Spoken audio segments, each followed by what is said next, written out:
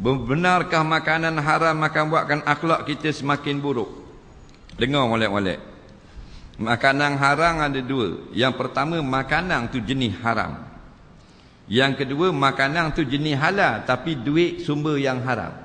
Dua-dua ni kita kena elok. Faham? Makanan hak jenis zat dia haram, macam makan bewok, makan ular, makan babi. Nah, tu haram.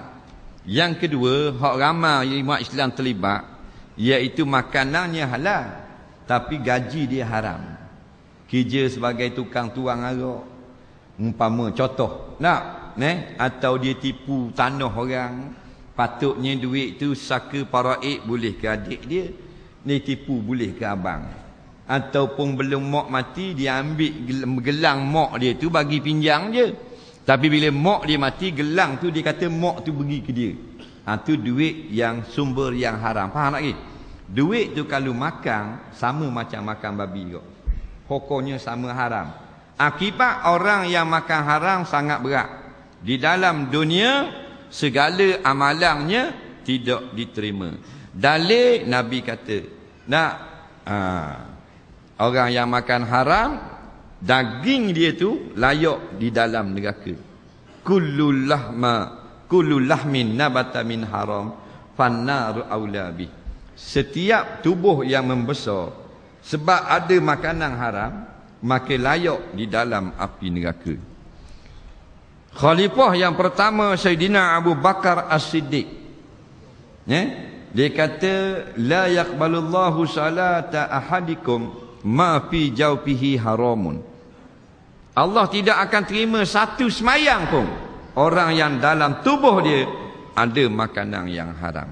Siapa kata? Sayyidina Abu Bakar. Bukan Haji Abu Bakar driver taksi.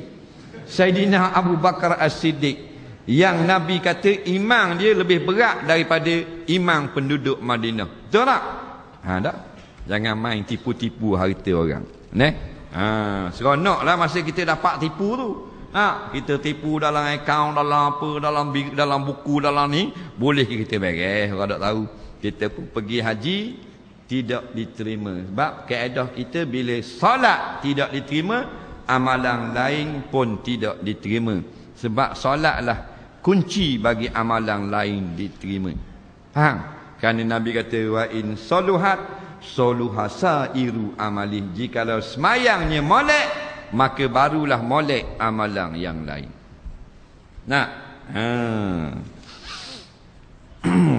Maka jadilah akhlak kita buruk. Kalau akhlak molek pun Tuhan tak terima, kerana makan yang haram. Dan makanan haram macam tadilah, tepatnya dalam neraka. Selama mana dia makan haram.